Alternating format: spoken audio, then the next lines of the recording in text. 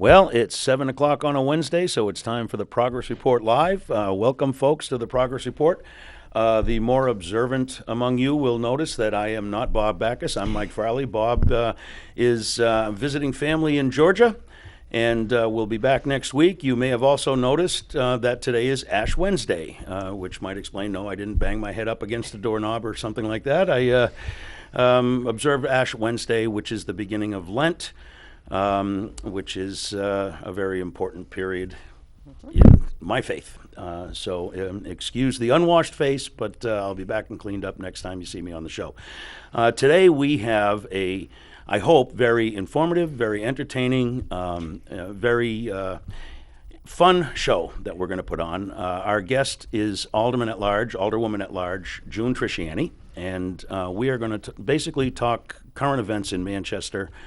A lot of the headlines have seemed kind of negative. We're going to take those headlines, we're going to look at them and see if there's anything positive to say about them. And turns out Manchester is on the move. I was about to say once again on the move, but we are always on the move, whether it shows or not.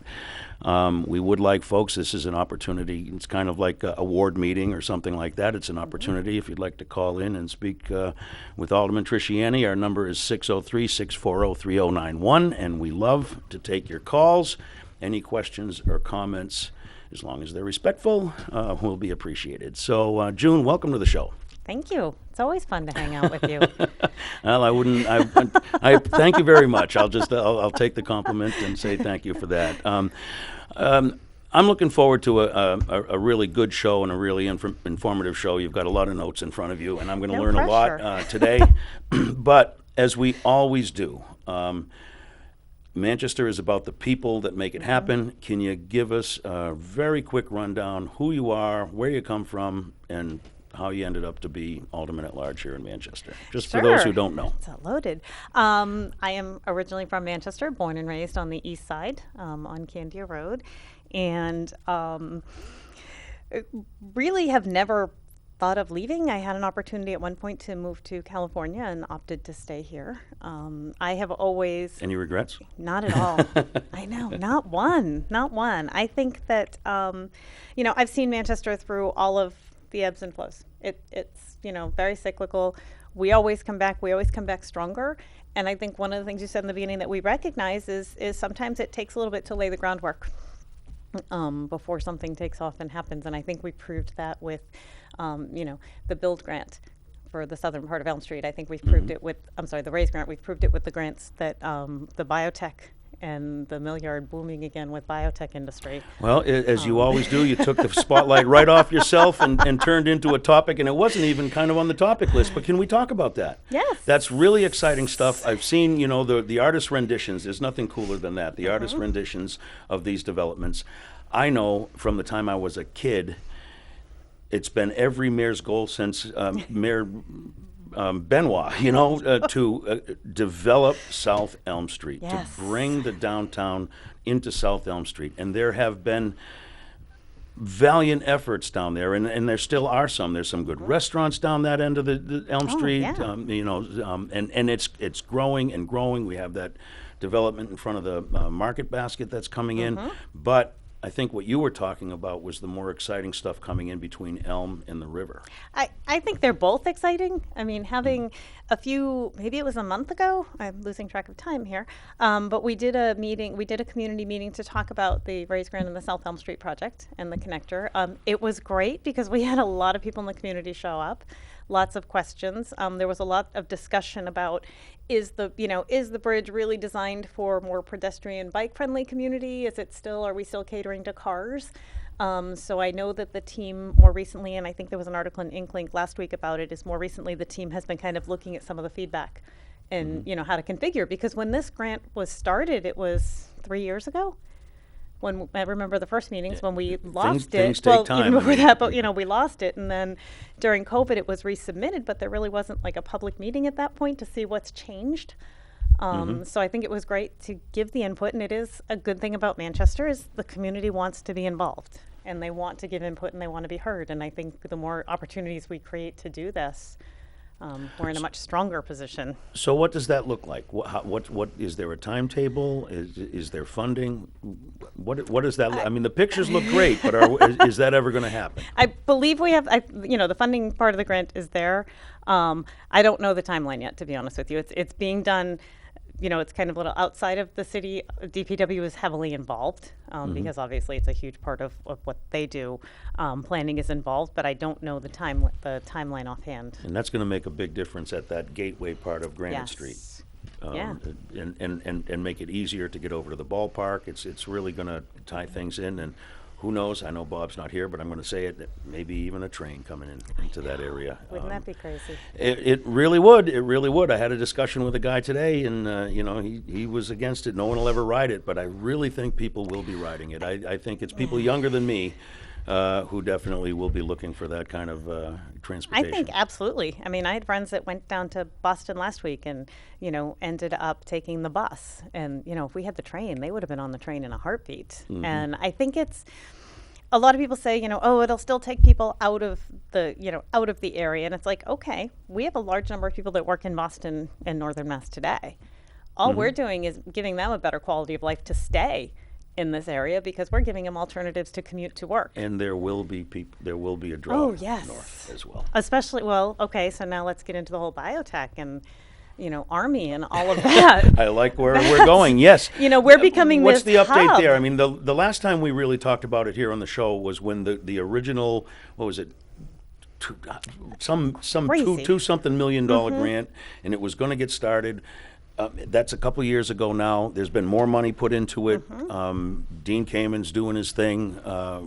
Do you have an update on that? Where's that stand? I think at this point they've been moving forward. There's partnerships with the local colleges and universities. There's partnerships that are being built.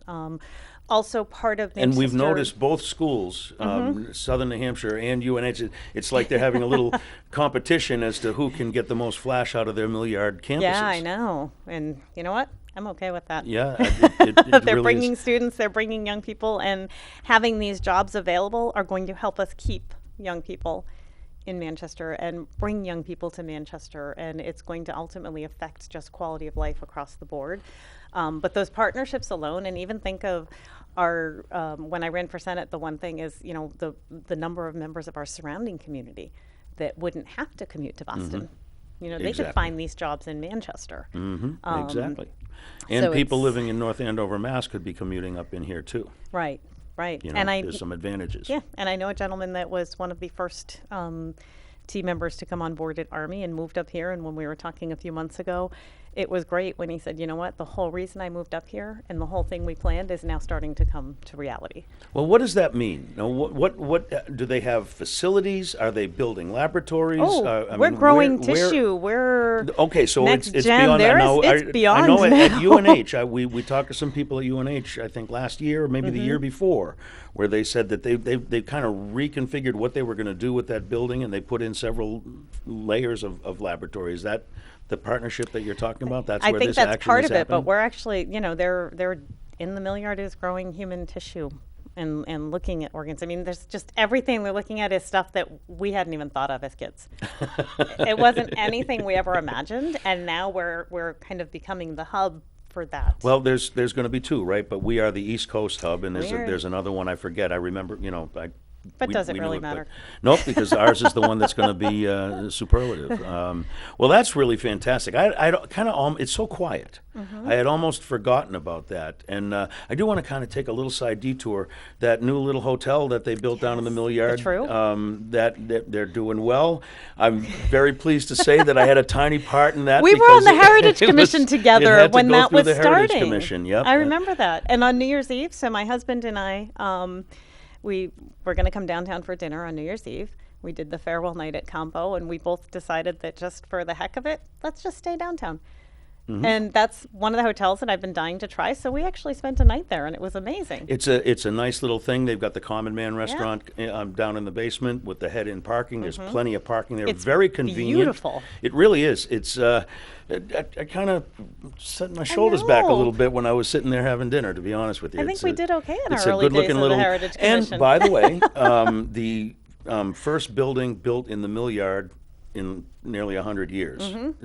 Everything prior to that had been demolition in the mill yard. It was the first turnaround, and we've since then seen the parking garage, which it's a big statement. Disappointed they didn't put the flag mural on. I think that was a little bit of a zigzag on their part, but let's let bygones be bygones on that one. We don't win everything. No, you can't. We have to fight. We have to try, but we don't always win. So the conversation is turning a little bit to the housing issue, and that's a huge issue in Manchester.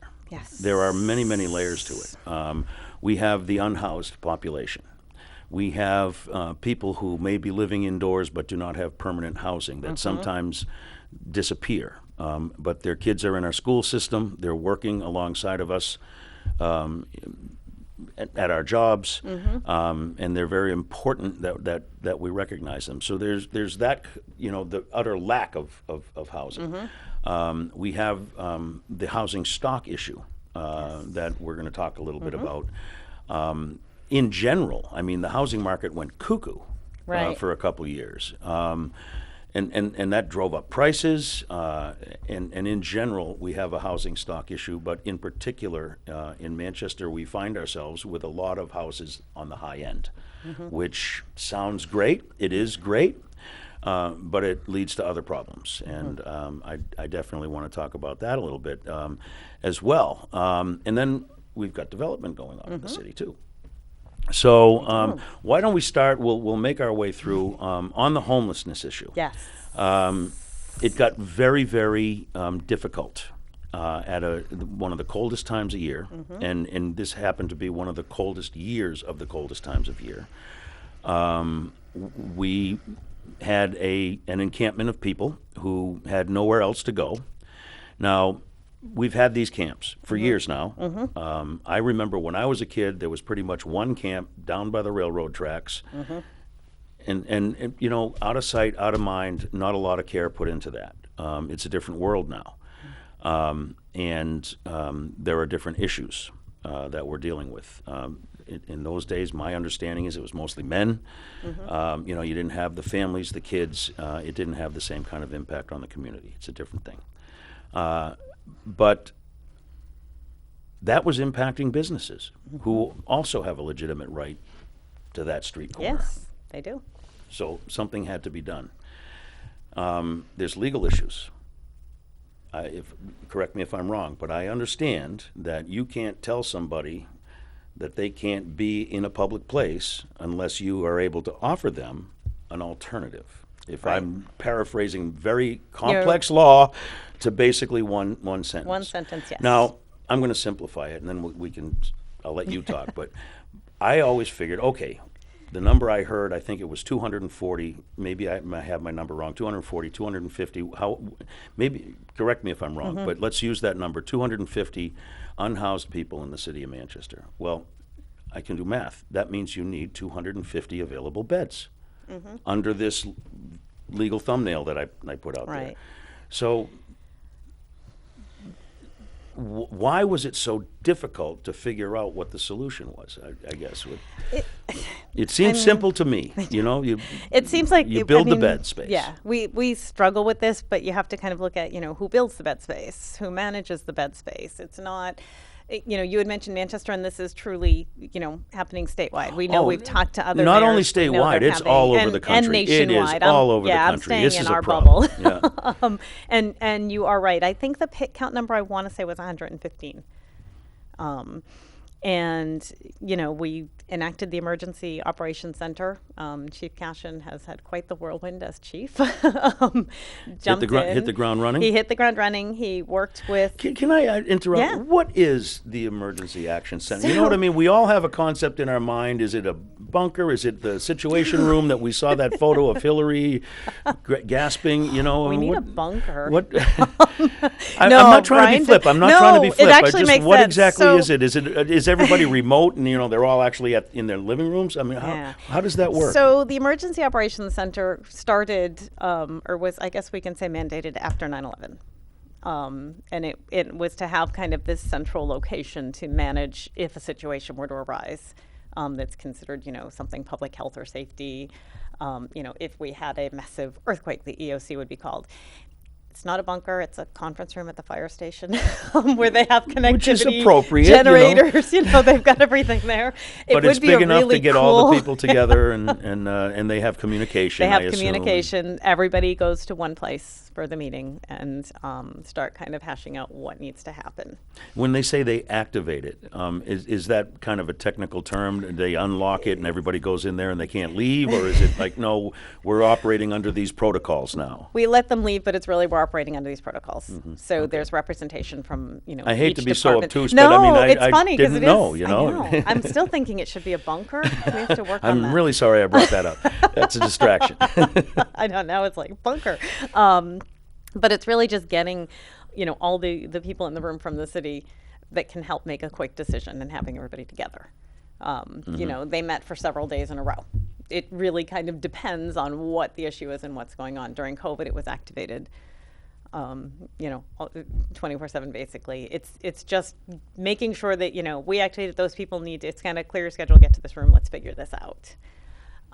And because we were dealing with a serious public health and safety issue, it was activated. So it was opened officially on January 6th. And it was mainly because of the safety hazards and the public health issue we were having around. And then the cold came in. The Fit Center, yes. And then we had our cold.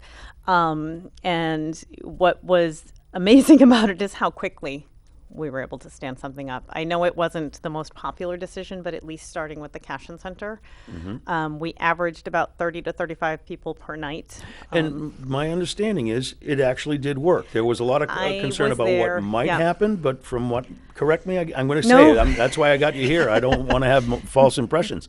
But my understanding is, it actually worked. Yeah. And it worked. I understand that these were people arriving in cars, so they, may not have come from a camp. Maybe they were living in the car, and they were able to get more warmth by coming to the Cashin Center. So I actually spent a significant amount of time there because I did get a lot of calls. And you know how I am. If I'm going to get calls about it, I kind of need to be there to see it. I can tell people it's going to be great. I can tell you what's going to be clean, but unless I'm actually there physically seeing it.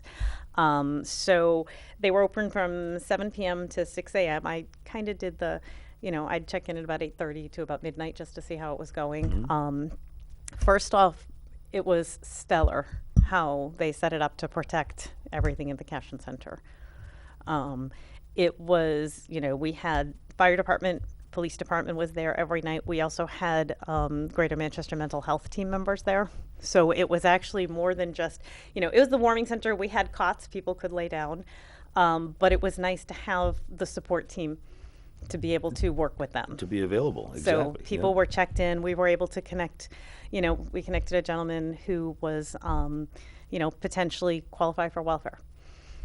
Just didn't quite know what to do, but now you're coming in, you're meeting with someone, they're taking the basic information and starting to think of, here's services we could provide, or here's how we could help. That's been the drumbeat, though, that you can't just break up a camp. You have to absorb the people in that camp into the situation that's going to make them better. You need to have those supportive services. If you're just putting people out there, you're sounds not. like a success. So I think the Cashin Center went well. There were a lot of loud voices saying that you'll never make it, Lippy. But it was a success in the end. I got a lot of calls from people who were customers of the Cashin Center who would go on a regular basis and started with, we're never going to go back, not until this is done. The extra effort and level put into cleaning every night to make sure everything was sanitized and ready. And I think we opened on a Friday. By Tuesday, when I finally caught up with the last of the people that had called me just to check in and let them know, because I had spent, been there over the weekend to let them know how it was going, all but one of them was already going back and was like, yeah, it's been great. No problem at all. Human nature, no? You worry, you got a thing you like, you worry, something different, change is difficult, and I can understand that as a person who might inhabit a senior center. By the way, we are old enough now to join. Just thought I'd let I'll you know speak that. for myself. I know that. So I think the other thing about that, though, is I appreciated the calls. Because you know what? It's people that use a service in Manchester that were just truly concerned about it. And rather than and that's how you worry know. about it, it was great that they called and we could talk Exactly, about it. get real information, which is why we have you here on the show today. Let's really talk about these things. If it's bad, let's if it's say bad, what's it's bad. bad. We'll call it out. So we had that response. In general, I'd like to go back to the actual encampment, which Yes. was big and it was obtrusive. And I understand the plight. I understand the plight, but something had to be done. Yes. Of those people, there were photos, there was video, there were conversations going on between the police, there were people coming out, giving them pamphlets with service. Were people brought in to services as a result of that? Was there any success other than just the moving Yeah. of the problem? I don't know the exact number that were brought And in. I'm not I know looking a few for a people. number, Yeah, but I know a few people were brought in. I can tell you that the community policing team and the Squad 1 and fire department have been doing an amazing job of building connections. So in addition to the outreach workers, they're building connections with people to try to, that's obviously the ultimate goal. I actually saw that. Yep. Many years ago, I went on a ride along with them, and we went out. It was an eye-opening night for me. I understand much better now than I did the day before that happened. Oh, yeah. What the situation, at least as of that snapshot in time, was in Manchester, and I presume just other than location, it's probably very similar to that. Yeah. So that worked. Do we, to solve that one problem? Are we seeing other camps popping up elsewhere? There are reports of other encampments. They're not as large. One of the challenges you run into is when they start to get that large is when you start to have problems. It's, someone's got to kind of be the leader. The number of women that were in that encampment and unhoused in general is actually terrifying. Because most of the time when women are out, it's due to an abuse situation. There's things, and it was just absolutely terrifying. So I think in the next step in closing it down, what we did pull together is somehow managed to stand up 39 Beach Street. Let's talk about that. As a 24/7 shelter. Yep. We have the space Why through wasn't April that 30th. done before? What's the story with that? How did that come about? Was it just a light bulb went on one day and a property owner said, I can do this? What happened? Tell us the story. Part of the Emergency Operations Center, they started searching for a location, just like we've done in the past. So we've done it in the past. I think, was it 2 years ago, the location was kind of sold out from under us, and there wasn't anything recall safe that could have been used, and that's when Mary and Craig at 1269 stepped up and did the warming center. They have been amazing. They are still helping huge amounts. Even with the Cashin Center open, people were still going to 1269 as well. As a matter of fact, in the morning, when the Cashin Center closed at 6 a.m., a city bus was used to take everybody, and the drop-off point was back at the Cashin Center. Back at 1269. So they could go in and get breakfast. She had, depending on her staffing level and volunteer level, a few days a week she was able to offer showers. This is very important stuff. This really huge. is important stuff, and it's good to hear. How are things? Well, I want to hear more. So how all of a sudden now Beach Street comes on board? It was the EOC team looking and trying to identify places that could work. Somehow the property owner of this building decided that he could make this work. There are some residences around it. And Mary Heath in Ward 7 has been doing a great job of talking to all of them and staying on top of things. We're not aware of any, or I have not been made aware of any issues that are happening, in that neighborhood because of this. It is the one place that it is 24/7. The food pantry is helping with 3 meals a day, with hot meals, so people can eat. Do they have a pantry there, or are they coming in? I believe they're coming in. And then And we've that's got families in transition. with the food bank. Yeah, so New Hampshire Food okay. Bank. Sorry, yeah, New Hampshire Food Bank is doing that one. So, Okay. Right now the capacity is total of 40 men and women. As of yesterday, we had 42. First time we've ever city funded a shelter. Well, I for one, I'm happy it's being done, Yep. because what was it, Einstein that said the definition of insanity is doing the same thing over and over again and expecting a different result. Because I have believed that the city had to do its own brick and mortar part with this, and they have. With the old police station for a while was used. And it's difficult to do with the budgets that we have. But I am happy to see that. To me, was a component that was missing in our plan to have an actual city component. And that is still, but it's full now. It's full. It's only until April 30th. There are wraparound services provided, so it's not just you don't just go hang out. There's services you need to talk to people. We're trying to get as many people help as we can. This is What's the layout there? Is it what does the building actually look like? I mean, anyone who's driven down South Beach Street recognizes it. It's got the sign with the number on it. It's the big white building. What's it look like inside? They've got. I should have sent you pictures. It's basically the bed's set up. It's the giant space. It's a barracks. Configured. It's a barracks. Yep. It's Okay. not, we're not at the Ritz. We're our goal was safe, and happy to report that with the options that we did get available, starting with the Cashin Center to Beach Street to Brook Street, is we haven't had any fatalities from the cold. And that was the point, wasn't it? Right. And I think if was it 2 weekends ago when we had the cold snap, it was rough. Oh yeah. I mean, we had waterworks out, we had fire out, we had police out. I mean, we had DPW out there.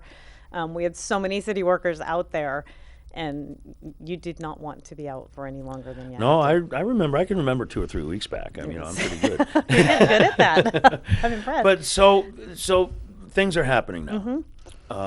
But as you said, this is temporary. This was a city rental. Spring is coming. No, we have to be. The parks will be looking at full that. again? Is that what we can expect? We have to still work through that because that's a concern for all of us.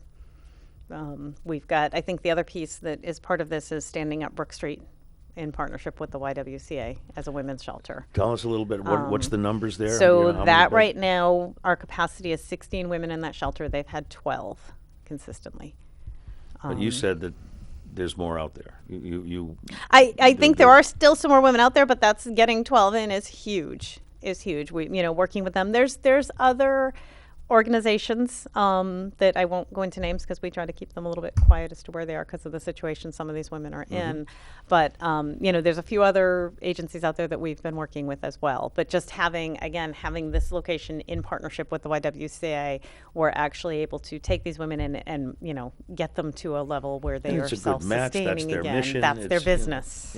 That's as we said before the show, I've always been a little skeptical of these public-private partnerships. I do believe there's a role in government for people in their lives, and I get nervous when government tries to shirk that role. And other people disagree, and I respect that. But I do get concerned. But it sounds like this one's working, and I do recognize that they work. I think the thing is, and the key word is partnership. There's a difference between public-private partnership and public-private handoff. And I think it's how using you do your that. words, I think I understand what you're saying. I think it makes, it's when you're in a partnership, we're in lockstep with them. Granite United Way has set up the Manchester Winter Relief Fund that is accepting donations to help fund these winter projects. So it's... So this is something that will kind of smooth out the highs and lows of financial requirements. We do hope so. Excellent. So thinking ahead, I like that because when we're sitting here in the end of February almost, and I'm talking about May, and we know May is going to come. At least the past few years of my life, it shows has. up. And you're saying, well, we're going to have to work that through, and it's a little frustrating for a guy like me because I would hope that after all this time we'd have a long-range plan that every May this is what we do. It's a little frustrating to me. We've got to do better at figuring this out because just because the weather gets warmer, we don't, all of a sudden, people aren't miraculously housed. The other piece It's not a safety crisis, though. It's not a safety crisis. And I will say from, anecdotally is we tend to do better with getting people into programs when it's cold out than when it's summer. It's a little more motivation, maybe. A little more motivation when it's cold out and it's wet and you're just miserable. So work with what you have, right? That you know human nature. I may sound like I'm being critical, and I'm not trying to be. I think these things are working. It's frustratingly slow. Yes. Everything is too slow for me. Now, as far as for the city's part, We brought in several years ago for the first time a homeless Yes, so issue Director of coordinator. Homeless Initiatives. She left. I really wish we knew why. I really wish we knew why. Yeah. And that is a real mystery to me, because it might have been helpful to us to understand that. But we have a new one come up from Massachusetts. We have Adrienne Boulogne, who is a New Hampshire resident who's worked in Massachusetts. She's got an amazing background in dealing with the houseless population and dealing with, very large shelter organizations in the Boston area. So Very new at this point, hasn't had a lot of time to And that's turn the screws and the wrenches. she kind of started and boom, here's this, take care of it. So she's been working closely with the teams on doing, pulling this together, as well as also one of her goals and what she's trying to do is we have a lot of groups and organizations within the city doing stuff. This is true. Just doing stuff, because we don't know what that is really. So part of what she's working on doing as well is just kind of, cultivating that list and bringing everybody together to what is everybody doing. Specifically. Yes, and Shauna Green had started some of that And with actually, who's helping. Shauna brought to the attention, hey, is anybody even finding out if it's working? And We go that's- for their CIP grant, and then we see Yeah. them next year for their CIP grant. What are they doing? Is it working? So excellent that someone's paying attention. Okay, Yeah. but So- it's a low bar, June. It's I a know, low bar. I know, but until we really even have that, we don't, we have several people that are out there doing outreach. What does that mean? Because there's ways of doing outreach to be successful. There's ways, of just going out and checking a box. I don't know. I happen to be So- one that believes in kind of consistency. I know unreasonable consistency. What do they say? The hobgoblin of small minds. Okay, I'll plead take it. guilty. But I think that if you're going to be doing outreach in a city the size of Manchester, there should be some coordination. Right. It should be identical, no matter what outreach. The person receiving the outreach should not have to wonder where, why is it different from last time. Consistency is Right. kind of what you're trying to build into the solution of the problem. And I think that consistency will help in just understanding who's out there, because the other challenge we have is, if people are out there, I don't know if you've been familiar with the New Hampshire 211 line. It's an information And, line. I understand that. however, you call this information line and you're someone who maybe wants to detox and wants to get a bed somewhere, and you're told, well, And you need to here get are some places right you can now, call. you need to get snapped up. You need Right, to 'cause that's your They moment. need to grab you by the arm and pull you in, and don't ask you to make another phone call. Right. I hear you, and I've heard that complaint about the So 211 line. our other initiative that we've just started, and we're still in the final phases of the contract, is a little bit different for anything I think we've done before. But we've entered into a partnership with Gatehouse Treatment Centers. Gatehouse is a rehabilitation facility based out of Nashua. What we've done with them and what they came to the table to offer us is an opportunity to try to leverage their partnership with some additional detox facilities, one main one being in Massachusetts. That would. So we're talking more beds. We're talking This more is beds. This That's is what we're beds. talking about. Okay. And these are detox beds for anybody. So, some of the challenges you run into trying to find a bed is. Which, by the way, detox is Yeah. not just the drunk tank. Oh no, that can kill someone. This is a serious medical issue Yes. that requires doctors round the Yes, clock. it People have requires- to understand that. Yes, there's medication, there's doctors. This is not you. You can't go cold turkey on this. You could die. No, I do and understand it, that's, but I yeah. think, that's why I'm asking you to break down the little things that you say, because there are people get these perceptions, I am included, and they could be wrong perceptions, and so I'm trying to Right. tune in on this. So And- we're talking serious, high-quality Serious, detox beds. yes. Well, there's a value there. Yes, I've there is a huge already value told you how there. I feel about these public-private partnerships. So I know, and this is interesting too, because again, I hold this is truly a partnership. They have got it once we've got the contract worked out, and they start working on this. They've got to come to one of our Board of Alderman committees, our tobacco, alcohol, and Office of Youth Services. Love that mix. It's a bizarre committee, but they have to come back monthly. it's antithetical. I know. It's just, they have to come back monthly and report Good. into us with how they're doing. Another unique Thanks thing to about Shauna this, Green for saying that that's a thing that we ought to do. You know, we thank can get you, Shauna, reporting. wherever you are. So basically, the overall program is get them into a detox facility. The next thing is there's a stabilization period, which is 30 to 45 days, and that's more rehab. And then there's transitioning. But that's not in the intense beds, right? That's they move to a right. They different move setting to a for that. different facility, and then the final step is you transition into one of the New Hampshire certified sober residences. And part of this program, which I appreciated about it, is Gatehouse has counselors that are with these people every step of the way. So if their first priority is obviously try to find a local bed, try to get the insurance approved and paid for, but we have a situation where a lot of these people just don't qualify, and we've got to get them treated. And just because they don't have insurance, or just because we can't get them qualified, they shouldn't be left on the street if they want to get clean and sober. So what happens? So what happens is they are then brought to the detox facility. Once they are there, they'll few more options on what can be done for insurances and getting them into a rehab facility.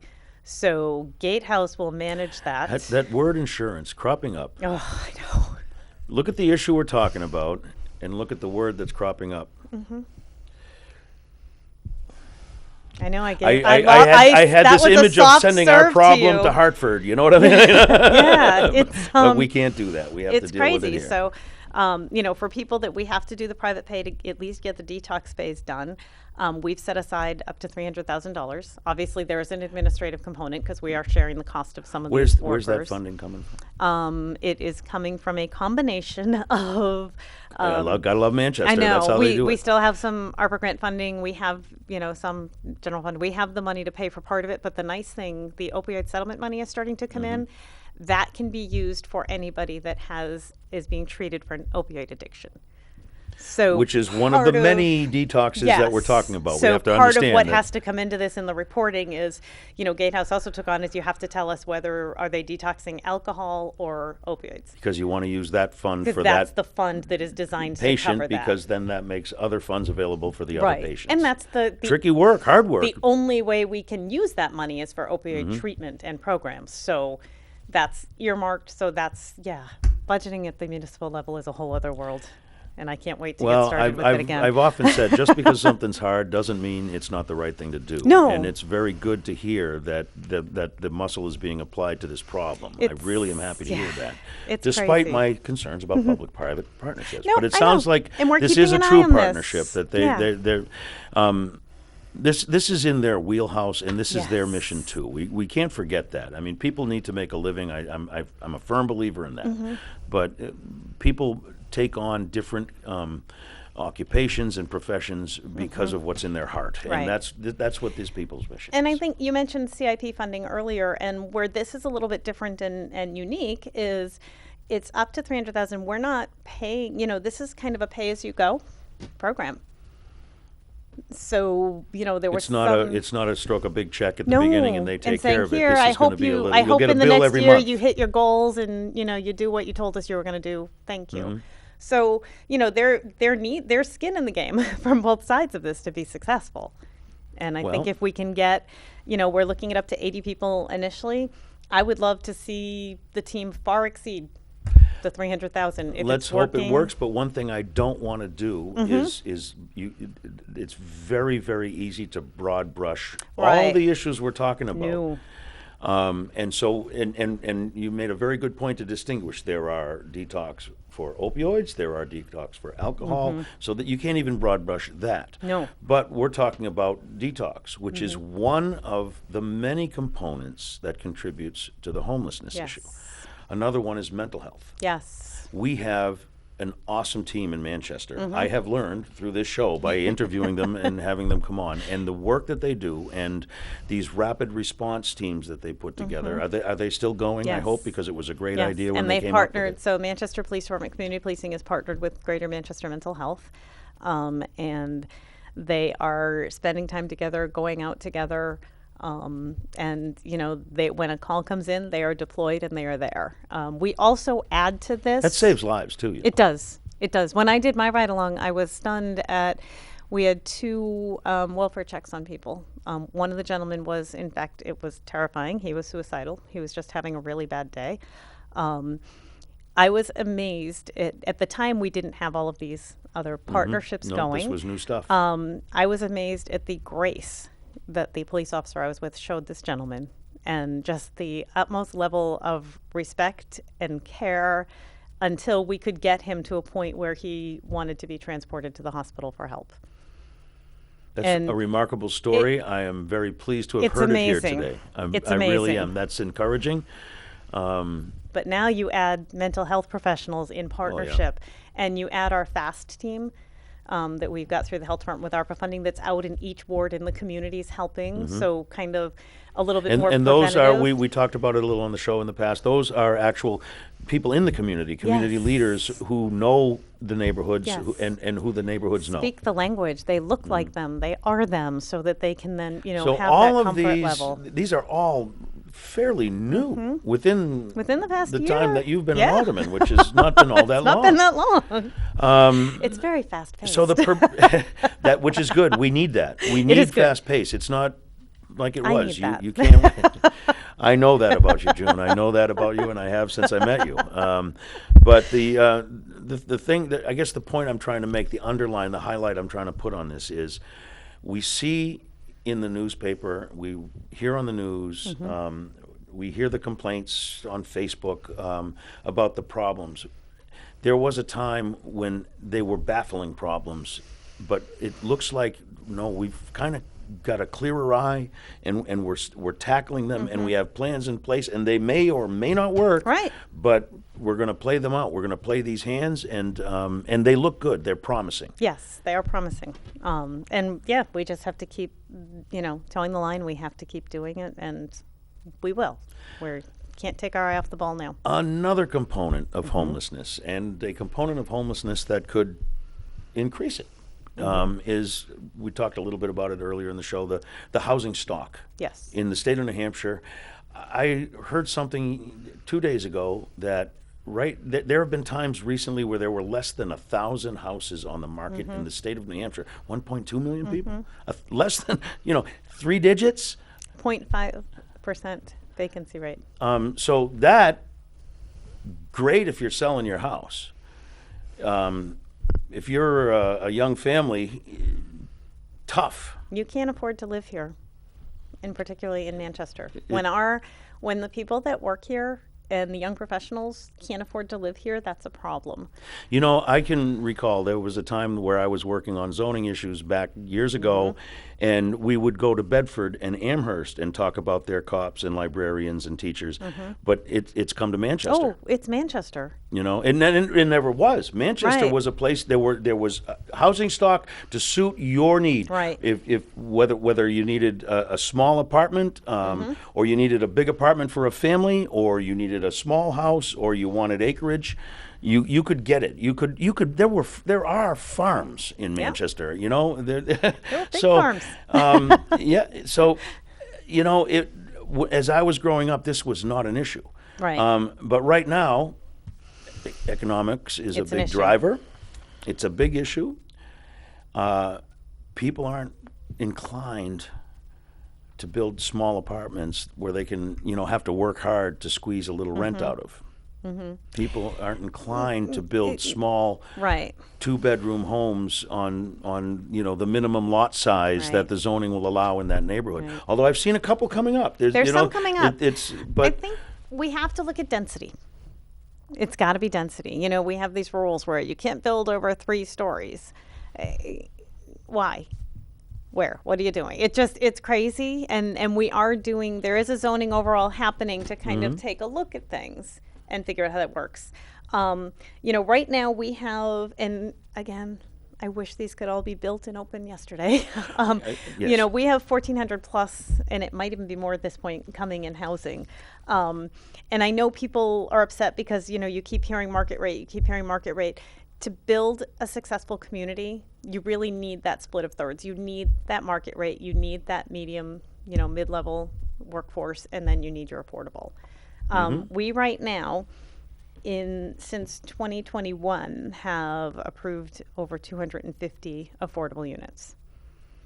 that are coming. So that's actually not a bad, that's a pretty very good helpful. number. So When we were previously on the show talking about this, we were talking about 40, 35. yeah, and that was a we've big got win. a good number. So. Like I said, I wish they could all be built yesterday.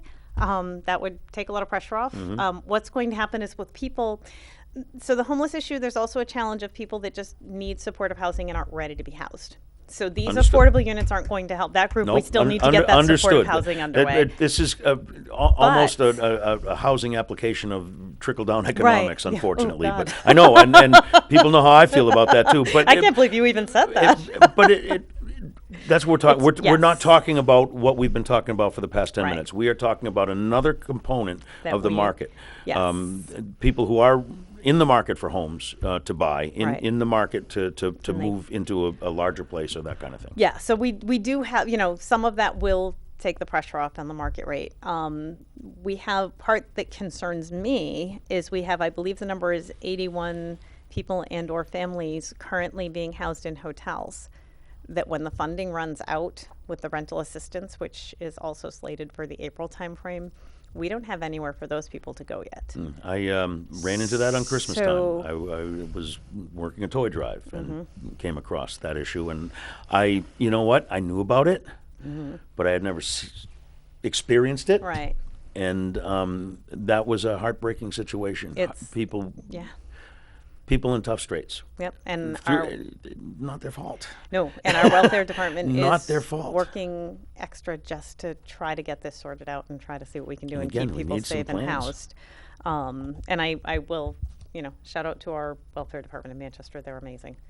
They're great at figuring out, what services do people need, how to get those services. They will work with everyone, And they've they been do great. a real one-on-one. They Yes. they understand who they're dealing with Yes. and the family and what the needs are. And they will work with you on opportunities. How do you, with all of this money that we're able to get, how can you leverage that to actually save to get into a place on your own? So they've had those success stories. Again, it's a shortage. We don't, Yeah. we don't have the places to put everybody. So that kind of And they tells them a take little time to bit. build. But we're building. There is We are building building. going on in the city. I think you'll also be happy to see that the planning board is submitting some changes to the zoning for ADUs, for accessory dwelling units or in-law apartments.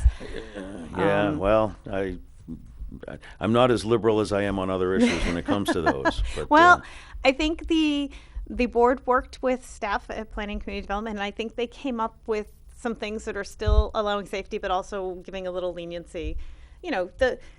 What are those times in your life is when you have to, move a family member in or move someone into care that is not for. the issue for me. Right. The issue is then when the house is sold, when the kids have moved to Massachusetts. There's no restriction. There is a residency requirement. But the building is there. The building is there. That's what I'm saying. When the residents are gone, the building is now empty. It's on the market. Right. There's no restriction. Actually, they will still, because it's an ADU classification, they will still be held to the resident. The owner has That's to a live new there. thing then, because I'm going to double check that one. Because there is a residency restriction right now that when you have an ADU, one of the people, whether the homeowner lives in the main home or the ADU, the homeowner has to be there. So. no, I'm just yeah. you're talking about density, and what happens is it's not grandma and the family. Now it's Nope, that's a 40 fair, college kids. Right. You know? No, and that is, I do get that. I've gotten That's those what calls I'm too. talking about. So We reached out to people, but I think part of it is more of there is a residency requirement that you have to. One of you has to own one the of the home. 40. Oh, I see. So One you of- couldn't rent to 40 No, college you kids. can't but- rent. Okay. So Understood. you're still, if you build or you have the house with the ADU, you're the owner. You have to live there. Like I said, doesn't matter which side. You might like the cozy little ADU and then rent your house out, but you have to physically be there on the property. Understood. So I think the changes are they're really designed just to make it easier for people to get through the process. Because again, Could most use a lot people- of that in Yeah, Manchester. It's Byzantine, the process in Manchester.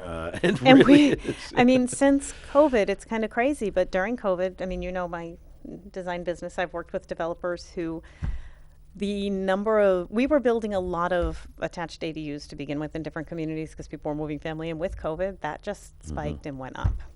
your family member being locked in a, retirement community that you can't see No, them. you want to People- create your own bubble. people I are creating their own remember bubble. that. No, Yeah. like I said, I can remember back maybe even 4 or 5 years if I work really hard at it. Well, and I think what's important is, since 2018, we've had 24 ADU apps come to the planning board. I sat over many of those.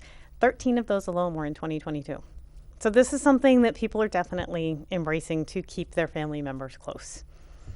Whether it's your young college kids that can't afford to live anywhere else, so you build an ADU. It's a way to give people, their space, but still keep your family unit together.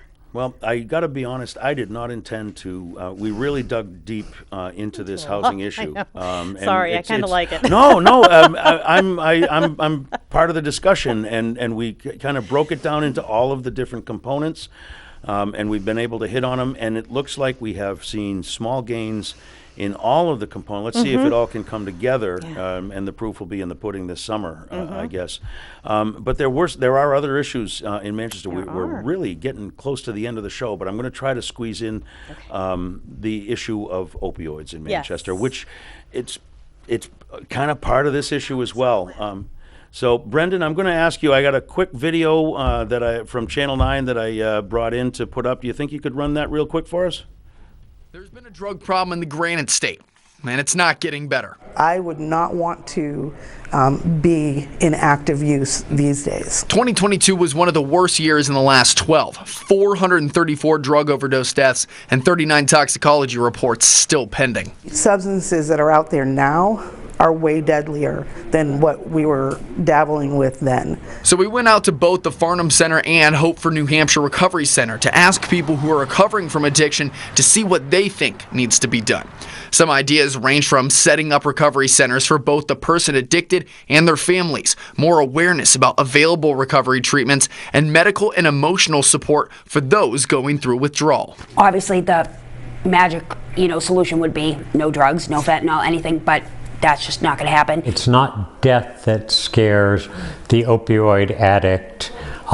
It's the pain of going through withdrawal. Keith Howard, who's been in long-form recovery for 15 years and runs the Hope for New Hampshire Recovery Center, says the entire state can do better. All of us are trying our best, but there's so much more that needs to be done. Eva Alexander got into drugs when she was just 10 years old because her dad was addicted. Now she hopes to one day open a recovery center for families. Helping more than just the person that's struggling is key. Well, we're back. That's a little context. That's right here in Manchester. Yep. I was fortunate to be able to find a little video that kind of lays it right out there. We had a bad year last year. We did. I think part of the key was in there. There's some crazy stuff on the street right now. The comment I would not want to be using right now is it's a scary time. It's an addiction. Let's not forget it's an addiction. Yes. It's a compulsion. It's not something that you can turn on by will. And I think Keith said it well too. Is it's the pain of going through withdrawals and not having a safe place to go through a withdrawal. It just has to weigh so heavy, given what you're starting with and you're using it to make your life better, and then it's going to get worse because from what I've heard, nobody wants to go through withdrawal. And that's kind of part of this gatehouse agreement is to do it in a safe way. We use the word detox. You need a doctor with you. You need to do this in a and it costs money. Controlled environment. And it costs money. So we need to have programs available to let this happen. And I do worry about what's coming in and what's coming up. Again, and I keep going back to the police department. They've been, with their statistics and what they're using and being able to target, they're getting better. Sometimes it just literally feels like we're never going to get out of it. And I know it's easy to fall into that mode and to just think, nothing's going to happen. I mean, look at the number of people like, I'm just going to leave. It's crazy. But we're chipping away at it. Like everything else, it's not fast enough. And I don't know how to do it any faster at this point. And again, it's not a Manchester problem. Right. This is a nationwide issue. It's money generated. It's really, of all the problems we have to deal with, there's to my way of thinking, a little evil involved in this, because there's people that make money off of this and the amount of suffering. Oh, and by the way, some of those people wear suits and ties and run pharmaceutical companies, which is why we're getting some money from a big settlement. 2 opioid settlements, which we're going to use to try to help this. But try to fix the problem that they created. Imagine that. Yeah. well, it's too late in the show to get me started on that. I am not going to get wound up on that because that would be a fun rant. I think people might enjoy that, but we'll do it another time. But where are we going here? What's this summer going to look like? I mean, I know that there are individuals going out into the community at their own cost and distributing. I'm forgetting the antidote. Narcan. Narcan. I've seen your moment. Distributing Narcan, showing how to use it. There are people going out and if you're going to use in pairs. I mean, simple stuff like that, so that someone can help you if you need it. Because the chances are, and I think the numbers were like over 50% odds that you're going to have a bad batch, and it's not going to be what you're looking for. I don't think we truly know how many people were revived through Narcan through friends. Right. We know when the ambulance comes, when the ambulance and when police and fire are called out, we know then, because if we can get the information from the person, and that's a big if, and sometimes they're known, but the outreach team with Greater Manchester Mental Health, the community policing, and the fire department will go out and visit and check in with that person. You just had an overdose. How are you feeling today? Where are you at? So if they get to the hospital and they aren't ready to be checked in anywhere else for further services, and they release themselves against medical advice, we're still finding ways to track them and try to keep an eye on them. Again, a tremendous expense. A tremendous expense for the city. It is. But one that cannot be avoided, in my humble opinion. We have one to take that care of cannot our be community. Avoided. You judge a society on how it treats its weakest members, and these are our weakest, most troubled members. Are you optimistic? I am. But I always am. Like I said, Oh, yeah. Who am I asking? You're right. You're right. You Bad have question to know, for you. we have our problems. Poor journalism on my part. I know. We have our issues. I'm not going to sugarcoat them. They're out there. But I think we have to keep looking at it, and we have to keep moving forward and trying. Sticking kind of with the police side of thing, crime kind of holds steady in Manchester. It is what it is. Yeah. Gun violence up a little bit. It is, but they did a great presentation last night at the board meeting. If you watched the first part of last night's Board of Mayor and Alderman meeting, the police were there, chief, assistant chief, and Lieutenant Barter were kind of going over a state of where things are at. Some things are up, but we're also trending down and leveling out on the number of incidences solved by, recovering one gun. And knowing that that's related to several other things. The earlier young intervention, getting, things like MPAL, working with My Turn, and getting the kids when they're younger and doing outreach that way. That one seems like a no-brainer, helping. pretty obvious, and I'm glad to see that they're at least grabbing that low-hanging fruit. And we have a new Office of Youth Services Director that started less than a month ago. So that poor guy too. We've got him. He's already doing a really great job at kind of starting to form some programs, which again, as much as we can do this intervention at a younger age, the better chance we have of getting out of it. Well, a lot of good things going on, a lot of hard work going on behind the scenes, unsung heroes, reported in the paper, but as a part of a bigger, more exciting story sometimes, unfortunately. But as we always say here on the Progress Report, there's great things happening in Manchester, whether you choose to agree, see them or not. Well, I think we're getting toward the end of the show. Time to wrap it up, folks. Next week, Bob will be back. He'll be sitting in this chair, but I will be away as I meet with the Ancient Order of Hibernians, and we prepare the greatest parade the city of Manchester has ever seen. Very much looking forward to that as well. But Bob will be back with us. I want to remind folks, we are growing. Our platform is growing. We are on Instagram. Our Facebook page is picking up. We're having more traffic over there. We'd like you to get involved with us. We still have our Facebook poll up. How do you feel about no-fault absentee balloting? We'd like to get people to participate in that poll. We're going to keep it up a long one. This one's the first one. We're going to keep it up all month, and we'll report back on that. We have our podcast, the Progress Report Report Live. You can see us on YouTube, The Progress Report Live. Any kind of way, and by the way, the progress, the podcast, which is not something that I did a lot of, it's pretty cool because you get the whole show, you get all the information, and you don't have to look at this. It's awesome. So, folks, there's no excuse. Oh, wait a second. I think I have a new way to watch. There's no excuse not to catch the Progress Report, and we thank you for watching. We love all our viewers, and we will see you next week, folks.